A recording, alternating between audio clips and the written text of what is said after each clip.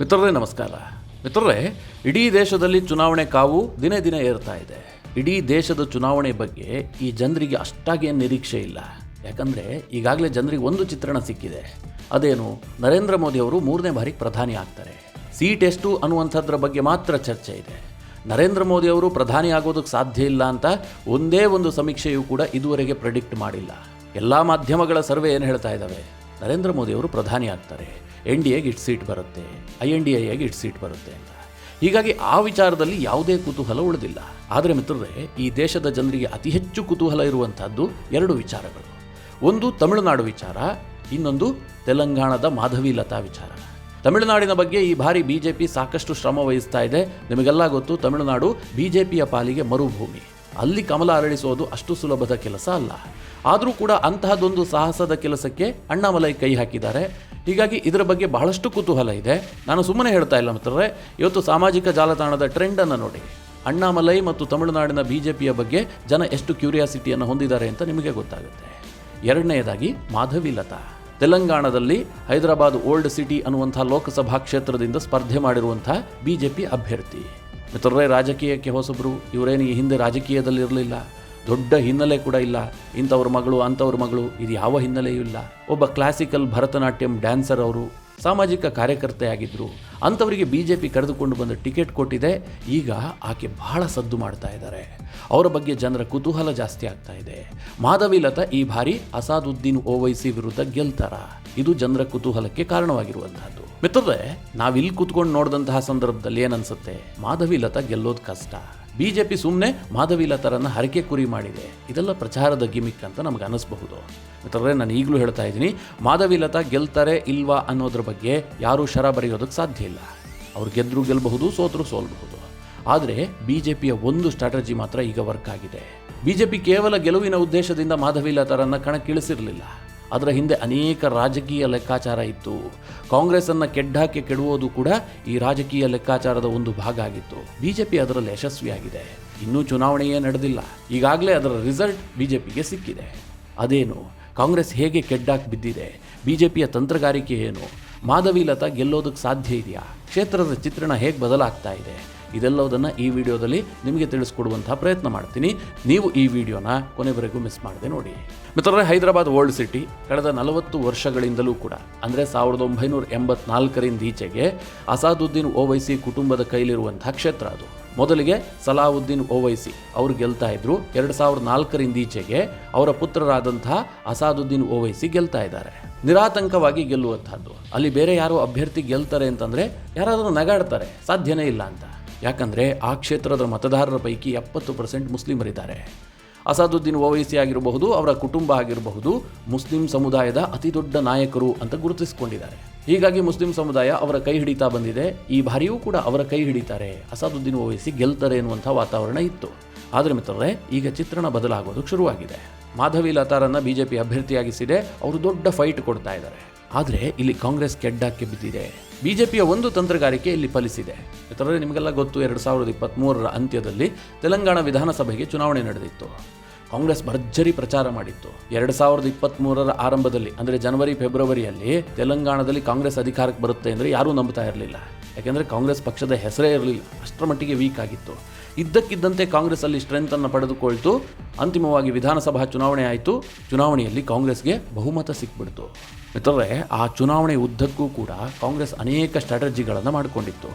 ಅದರಲ್ಲಿ ಕಾಂಗ್ರೆಸ್ ಏನು ಪ್ರಚಾರ ಮಾಡ್ತಾ ಇತ್ತು ಕೇಳಿದ್ರೆ, ಯಾವುದೇ ಕಾರಣಕ್ಕೂ ಕೂಡ ತೆಲಂಗಾಣದ ಮತದಾರರು, ಅದರಲ್ಲೂ ಮುಖ್ಯವಾಗಿ ಮುಸ್ಲಿಂ ಮತದಾರರು, AIMIMಗೆ ಮತ ಹಾಕಬಾರ್ದು.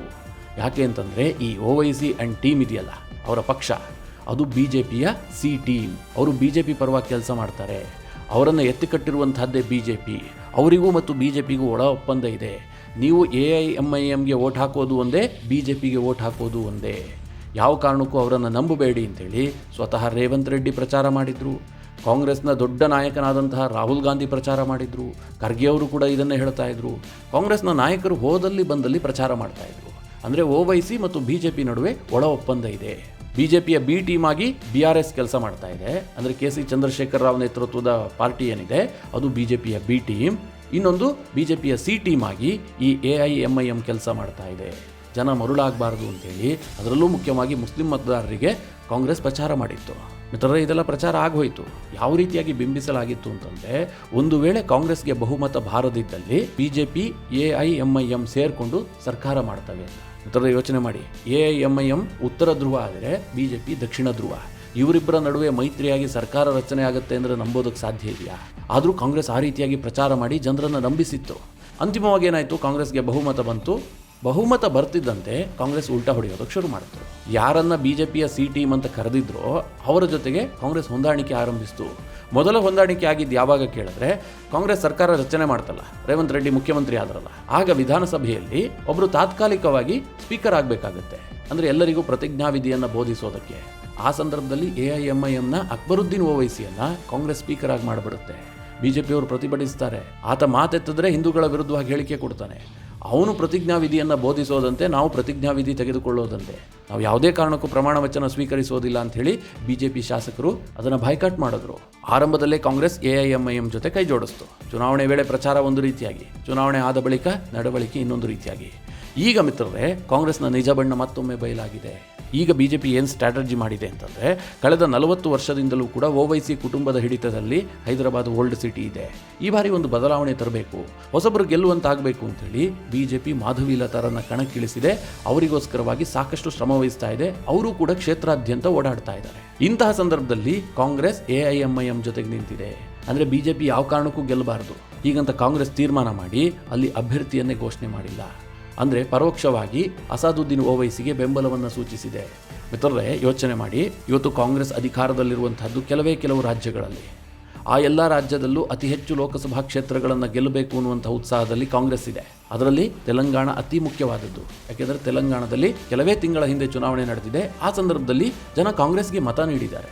ಹೀಗಿರುವಾಗ ಈ ಬಾರಿ ಅಲ್ಲಿ 17 ಲೋಕಸಭಾ ಕ್ಷೇತ್ರಗಳಿದೆ. ಅದರಲ್ಲಿ ಹೆಚ್ಚನ್ನು ಗೆಲ್ಲಬೇಕು ಅಂತ ಕಾಂಗ್ರೆಸ್ ಶ್ರಮ ವಹಿಸಬೇಕು ತಾನೆ. ಆದರೆ ಕಾಂಗ್ರೆಸ್ ಏನು ಮಾಡಿದೆ ಕೇಳಿದ್ರೆ, ಅಸಾದುದ್ದೀನ್ ಓವೈಸಿಯ ಕ್ಷೇತ್ರದಲ್ಲಿ ಅಭ್ಯರ್ಥಿಯನ್ನೇ ಹಾಕಿಲ್ಲ. ಮಿತ್ರರೇ, 2019 ಚುನಾವಣೆಯಲ್ಲಿ ಈ ಹೈದರಾಬಾದ್ ಓಲ್ಡ್ ಸಿಟಿಯಲ್ಲಿ ಒಟ್ಟು 5,17,471 ಮತಗಳನ್ನು ಅಸಾದುದ್ದೀನ್ ಓವೈಸಿ ಪಡೆದುಕೊಂಡಿದ್ರು.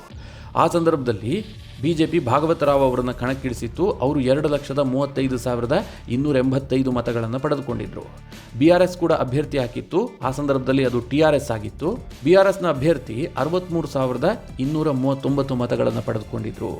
ಕಾಂಗ್ರೆಸ್ನ ಅಭ್ಯರ್ಥಿ 49,944 ಮತಗಳನ್ನು ಪಡೆದಿದ್ರು. ಅಂದರೆ ವೋಟ್ ಡಿವೈಡ್ ಆಗಿತ್ತು. BRS ಮತ್ತು ಕಾಂಗ್ರೆಸ್ ಸೇರಿಕೊಂಡು 1,10,000ಕ್ಕೂ ಹೆಚ್ಚು ಮತಗಳನ್ನು ಪಡೆದುಕೊಂಡಿದ್ವು. ಈ ಬಾರಿ ಏನಾಗಿದೆ?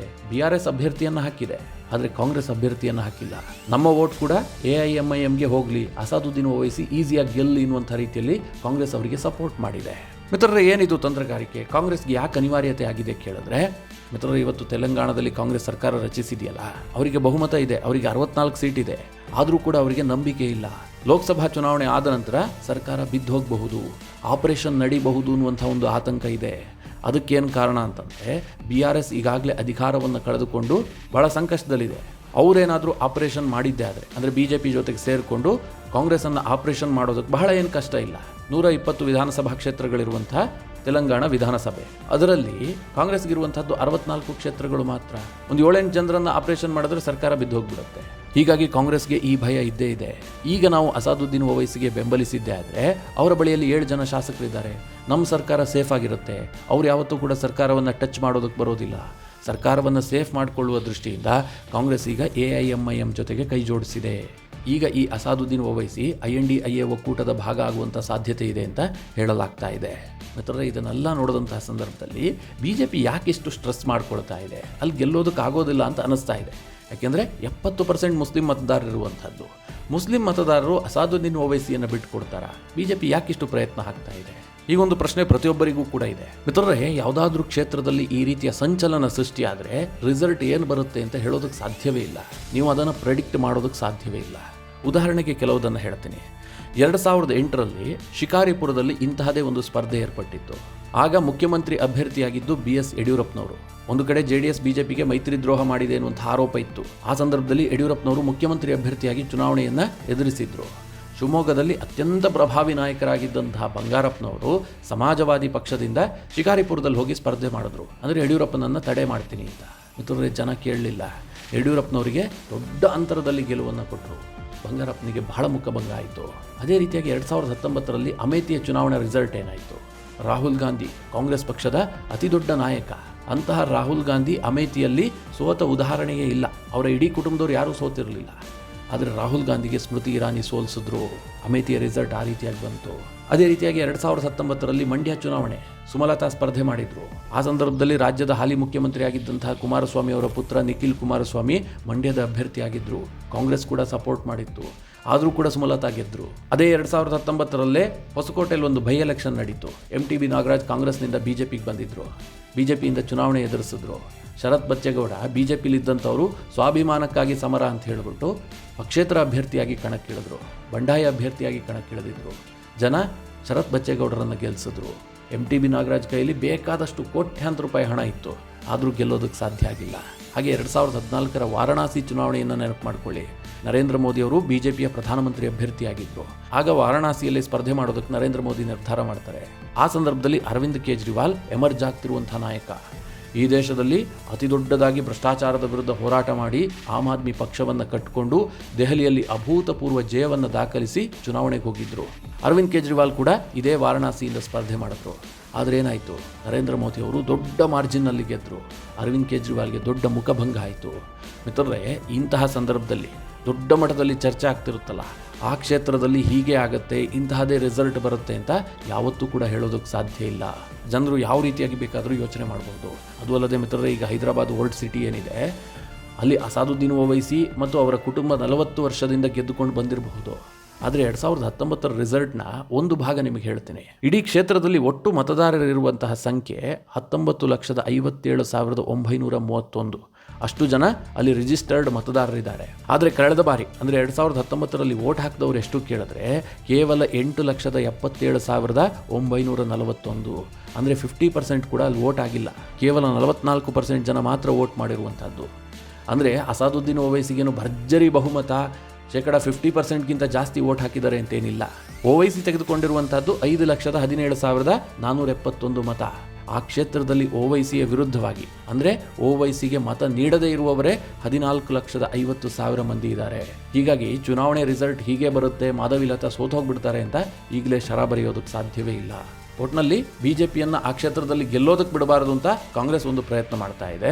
ಇತ್ತ ಕಡೆಯಲ್ಲಿ ಕಾಂಗ್ರೆಸ್ ಮತ್ತು AIMIMನ ಏನಾದರೂ ಮಾಡಿ ಸೋಲಿಸಲೇಬೇಕು ಅಂತ BJP ಅಭ್ಯರ್ಥಿ ಕೂಡ ಸಾಕಷ್ಟು ಪ್ರಯತ್ನ ಮಾಡ್ತಾ ಇದ್ದಾರೆ. ಮಿತ್ರರೇ, ನಿಮ್ಗೆ ಏನು ಅನಿಸುತ್ತೆ? ಹೈದರಾಬಾದ್ ಓಲ್ಡ್ ಸಿಟಿಯಲ್ಲಿ ಕಾಂಗ್ರೆಸ್ ಮತ್ತು ಈ MIMನ ಹೊಂದಾಣಿಕೆ ಯಶಸ್ವಿ ಆಗುತ್ತಾ ಅಥವಾ BJPಯ ಅಭ್ಯರ್ಥಿ ಮಾಧವಿಲತಾ ಗೆಲ್ತಾರಾ? ನಿಮ್ಮ ಅನಿಸಿಕೆ ಅಭಿಪ್ರಾಯವನ್ನು ಕಮೆಂಟ್ ಮಾಡುವ ಮೂಲಕ ನಮಗೆ ತಿಳಿಸಿ. ಹಾಗೆ ನಿಮಗೆ ಈ ವಿಡಿಯೋ ಇಷ್ಟವಾದರೆ ಲೈಕ್ ಮಾಡಿ.